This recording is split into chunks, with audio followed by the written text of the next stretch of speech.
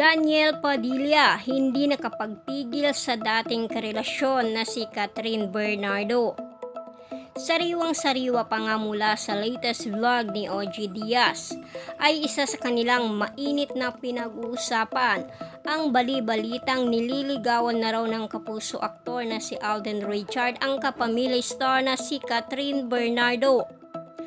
Ayon sa source ni OG Diaz, ang dalawang lalaki na naliling sa aktres na si Catherine Bernardo na sina Alden Richard at Jericho Rosales ay kumakalat din ang balita na mas pumapabor ang pamilya ni Catherine sa kapuso aktor na si Alden Richard kumpara sa aktor na si Jericho Rosales.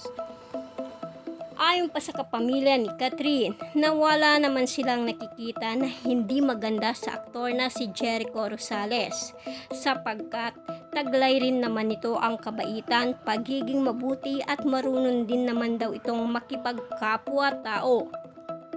Samantala, napagpayuhan din ng pamilya ng aktres na mas paboran ang aktor na si Alden Richard. Ayon sa karamihan, bukod sa may malinis na hangarin ang aktor, pagiging mabuti sa kapwa at mahal niya sa buhay ay isinasaalang-alang nito ang kanyang karera, lifestyle at pagiging usapin sa kanyang love life.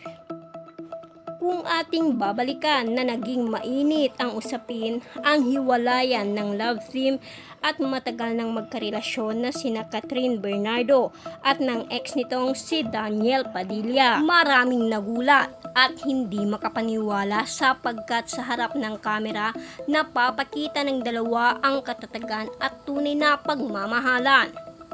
Subalit hindi maikukubli sa likod pala nito at maraming bagay na ang itinatago at matagal nang pinagtitiisan ng nooy magkasintahan.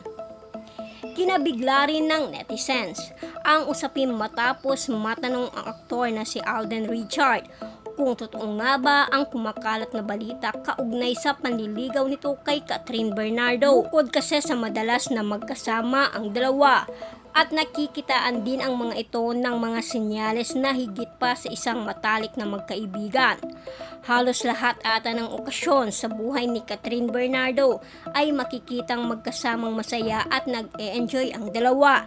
Ika nga sa aktor, what you see is what you get. Samantala, todo rin ang patnubay at paalala ng pamilya ng aktres, mga kaibigan at iba pang malalapit na kakilala.